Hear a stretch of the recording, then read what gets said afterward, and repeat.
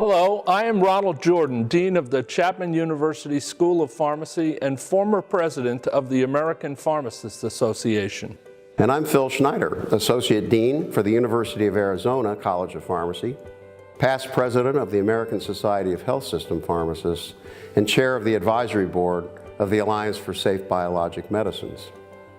ASBM is a group of patient advocates, pharmacists, physicians and manufacturers, and researchers.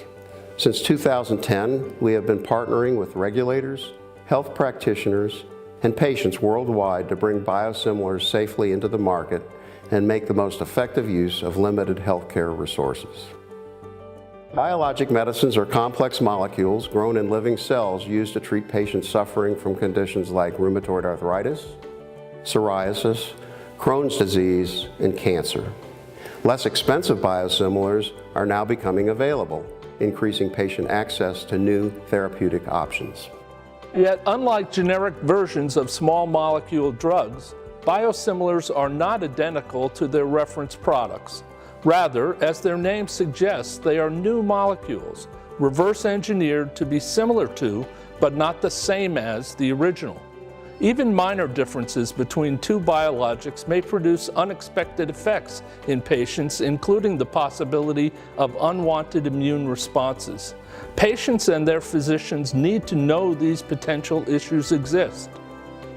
And that's why the FDA and the World Health Organization have made clear product identification a priority, proposing to give all biologics, including biosimilars, a distinct name so that they can be accurately tracked and adverse drug events attributed to the correct product. We pharmacists have a long history of avoiding look-alike, sound-alike names. Both Dean Jordan and I have worked with the WHO to advocate for these biologic names to be meaningful and memorable to pharmacists. We've all been through the generics experience, but biosimilars have more differences than similarities with generics. And it's important as pharmacists that we are aware of these differences to be a meaningful partner in our patient's medical team. As pharmacists in charge of the safety of our medication use system, it is our job to do everything that we can to guarantee safety.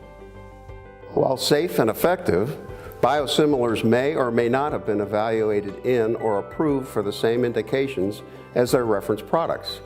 They may or may not produce the same effects, or they may carry additional risks.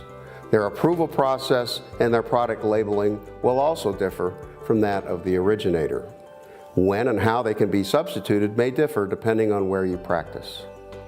There's been a lot of conversation about the added burden on pharmacists posed by increased communication with physicians and patients when a biosimilar substitution is a possibility. Are these burdens outweighed by the value created for our patients and global pharmacovigilance? Healthcare is better with a collaborative approach among caregivers, all focused on what is best for patients. A team approach to safe and effective care is the best way to manage rapidly rising costs to help increase access to medical breakthroughs. As educators who instruct the next generation of pharmacists, we know it's important to understand the challenges posed by this exciting new class of medicines and to address them in a constructive way as policies are written. That's why we have been educating people around the world and are developing curricula for pharmacists and students. If you would like to learn more about biosimilars, please visit us online.